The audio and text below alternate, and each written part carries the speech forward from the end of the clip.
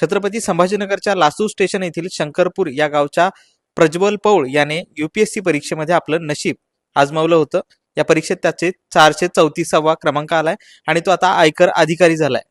छत्रपती संभाजीनगरच्या या प्रज्वल पौळचा आजपर्यंतचा प्रवास कसा होता, तो इथपर्यंत कसा पोहोचला, शेतकरी कुटुंबातून असलेला हा प्रज्वल पौळ आज आयकर अधिकारी झाला, त्याच्याशी आपण बातचीत करण्याचा प्रयत्न करणार आहे. जेव्हा तुला कळालं, जेव्हा तू बघितलं की तुझा 434वा रँक आलाय, तर तेव्हा तुझ्या डोळ्यासमोर काय चित्र होतं? सर्वप्रथम माझ्या डोळ्यासमोर माझ्या वडिलांचा चेहरा होता. जे वडील एवढी आतुरतेने माझ्या निकालाची वाट बघत होते व ज्यांच्या कष्टामुळे मी आज इथेपर्यंत आलो होतो, तर त्यांचा चेहरा सर्वात प्रथम माझ्या डोळ्यासमोर आला. दुसरं म्हणजे माझी 3 वर्षांची मेहनत, ज्या डिसिप्लिननी, ज्या पर्सिव्हरन्सनी मी अभ्यास केला होता, त्यांचं फळ आज त्या दिवशी काल मिळालं मला. मी लहानपणी असो किंवा आता सध्याही जेव्हा मला चान्स भेटेल मी दुकानात जायचो. तिथे शेतकऱ्यांशी संवाद होत होता. तर शेतकऱ्यांना काय अडचणी येतात व मला त्यांच्यासाठी काय करता येईल, हे माझं मोटिवेशन होतं UPSC मागे. तर तेच मोटिवेशन, जसं आपण मराठवाड्यात आहोत, तर शेतकऱ्यांच्या प्रॅक्टिकली काय अडचणी आहे, जसं आपला ड्रॉट प्रोन एरिया म्हणून ओळखला जातो, तर शेतकऱ्यांना कशा प्रकारे मदत करता येईल आणि तसंच ग्रामीण भागातील जे व्यक्ती आहेत त्यांचं आयुष्य कशा प्रकारे सुधरवता येईल, हेच माझा मेन ध्येय होता. आणि त्याच जिद्दीने तोच ध्येय घेऊन मी UPSC साठी अभ्यास केला होता. वयाच्या कितव्या वर्षापासून तू तयारी सुरू केली होती आणि तुझा दिनक्रम कसा असायचा? मी वयाच्या 23व्या वर्षापासून तयारी सुरू केली होती. तेच 2023 मध्ये मी सिरियसली प्रिपरेशन स्टार्ट केलं. आणि दिनक्रमाबद्दल बोलायचं तर मी दिवसाचे जवळपास 9 ते 10 तास अभ्यास करायचो. माझा दिवस 3 स्लॉट्समध्ये डिवाइड केला होता मी. एक सकाळचा स्लॉट, जे की 9 ते अराउंड 2 पर्यंत. एक संध्याकाळचा 4 ते अराउंड 9 8 ते 9 पर्यंत. आणि एक रात्रीचा, जे की 11 ते 2 ते 3 वाजेपर्यंत रात्रपर्यंत मी अभ्यास करायचो. या प्रकारे आणि मी मंथली असो किंवा वीकली टार्गेट सेट करायचो, आणि जोपर्यंत टार्गेट अचीव होत नाही तोपर्यंत मी पुश करायचो. तर हीच डिसिप्लिन आणि पर्सिव्हिअरन्स मी throughout the journey follow केलंय. ह्या सगळं तू 10 तास अभ्यास करत असल्याचं सांगितलंय.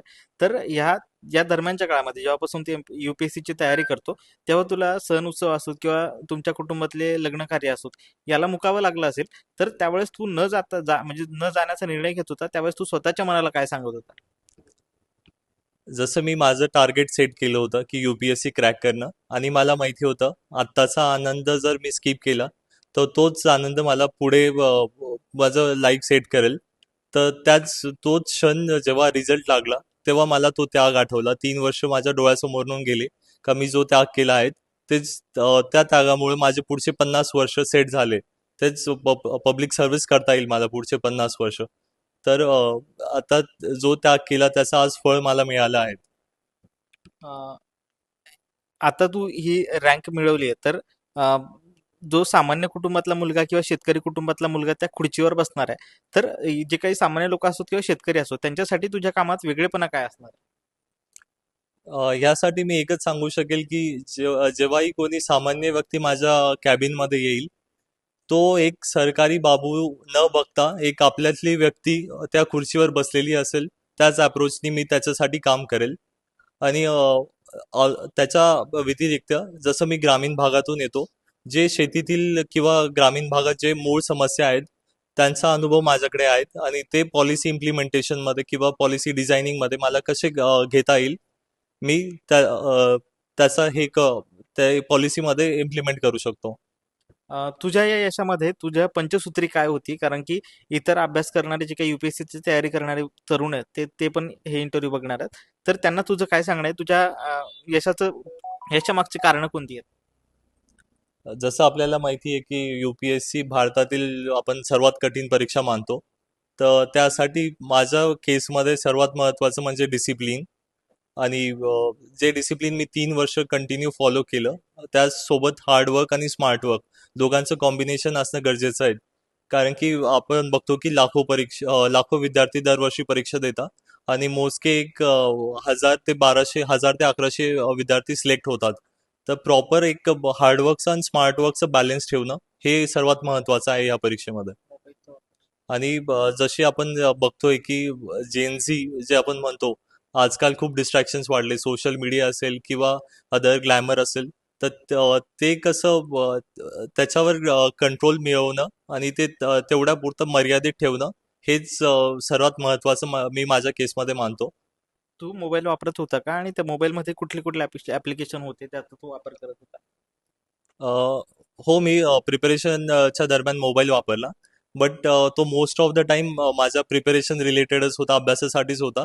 मी यूट्यूबवर जे जनरल नॉलेजचे व्हिडिओ असतील ते बघायचो, किंवा टेलिग्राम जे ॲप आहे त्याच्यावर मी प्रिव्हियस इयर क्वेश्चन्स ते कशा प्रकारे सॉल्व्ह करायचो, ट्रिक्स वगैरे जे मागच्या वर्षीचे क्वेश्चन पेपर्स आहे ते तिथून बघायचो.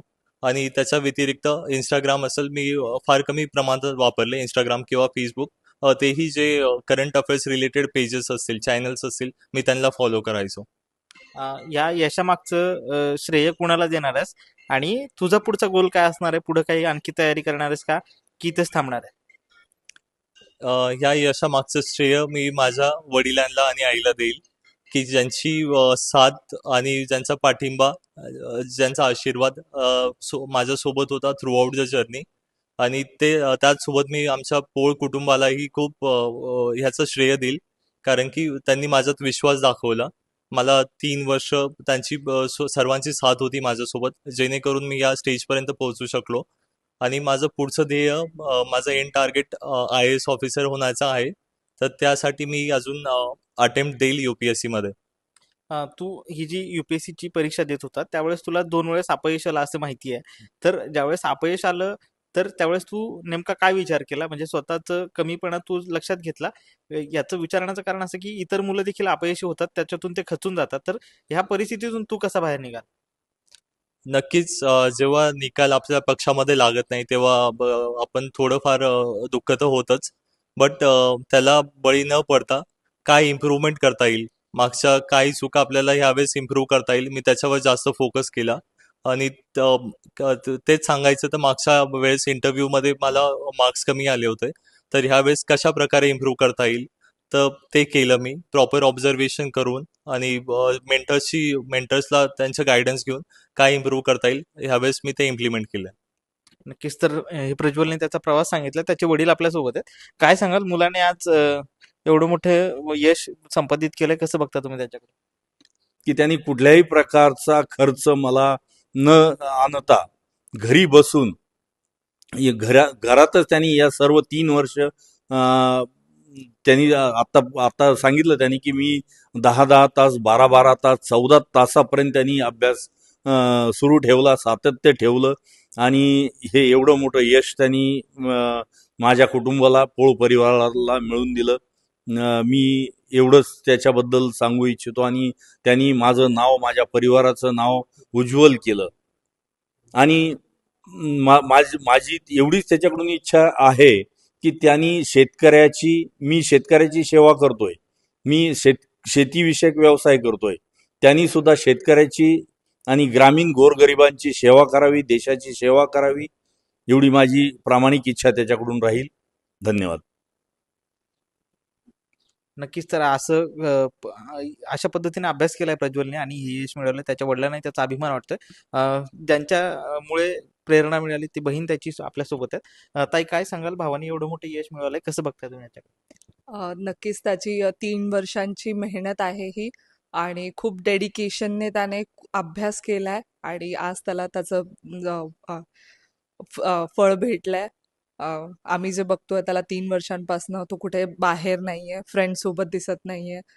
खूप डेडिकेशन होतं त्याचं या प्रिपरेशनसाठी, आणि त्याचा रिझल्ट त्याला भेटलाय, आणि अजूनही तो पुढे ट्राय करतोय नेक्स्ट अटेम्प्टमध्ये की तो अजून चांगली पोस्ट, चांगला रँक मिळवेल. त्याची आम्हाला म्हणजे आतुरता आहे अजून.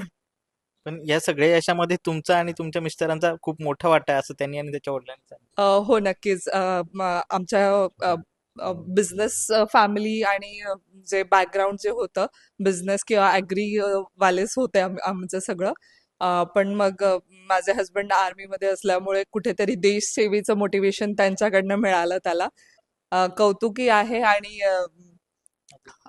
त्याचा अभिमानी वाटतोय. नक्कीच. तर अशी प्रतिक्रिया त्यांच्या बहिणीने दिली आहे. एकंदरीत प्रज्वलने कसं यश मिळवलं हा आज इथपर्यंतचा प्रवास त्यांनी सगळ्यांना समजून सांगितला आहे. सुशील राऊत, महाराष्ट्र टाइम्स, छत्रपती संभाजीनगर.